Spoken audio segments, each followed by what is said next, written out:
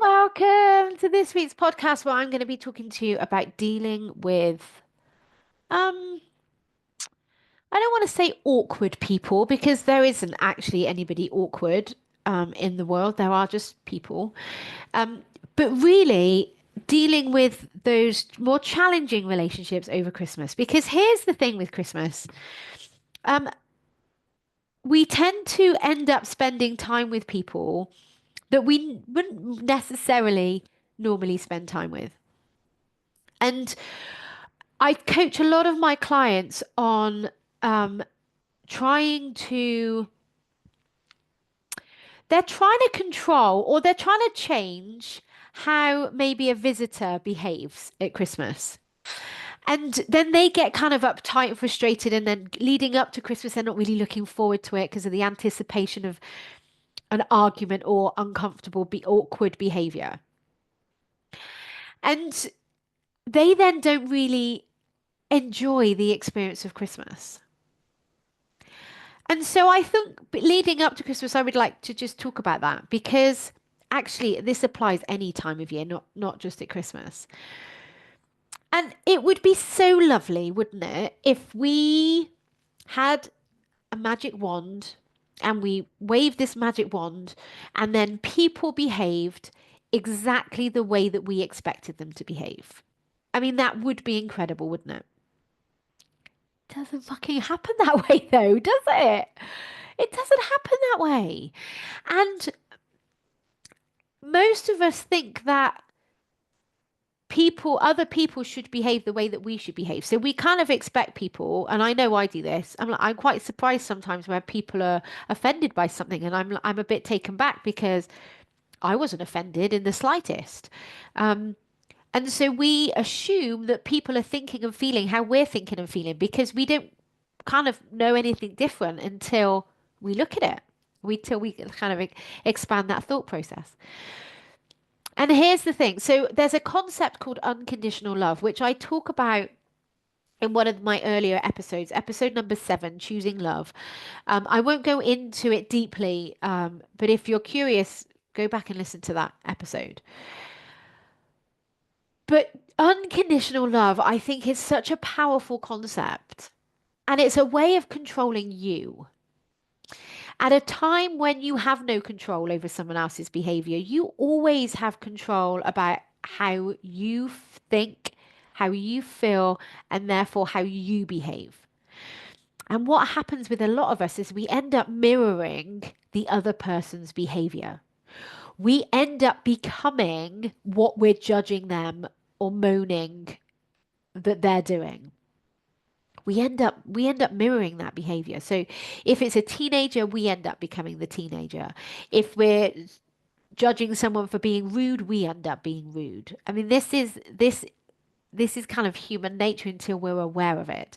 And as soon as you're aware that's what you're doing, once you have that awareness, please have compassion. God, she knows. Find it funny and use it as an opportunity to control you because in this world, you are the only person you ever get to change and that you ever get to control. So, instantly realizing that you are not in control of somebody, positively or negatively. So this might be showing up as people pleasing. It might be showing up as trying to make Christmas perfect.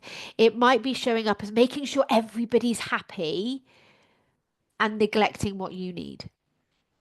So this could show up you trying to make someone feel something positively, but it still doesn't work because how someone feels is because of what someone's thinking. And it doesn't matter how powerful a human you think you are, you cannot control someone else's thoughts.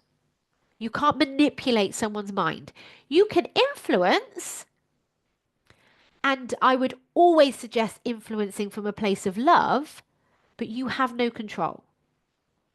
So, unconditional love is when you choose to love another human regardless of their behavior.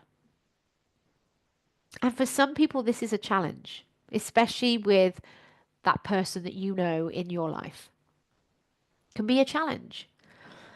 But unconditional love is for you. It's not actually for anybody else because you're the only ones that feels your emotion.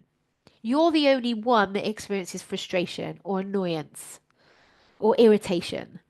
No one else does. They experience your behavior from it, but they don't experience that emotion. Only you do because the other humans that you're dealing with are feeling their emotions.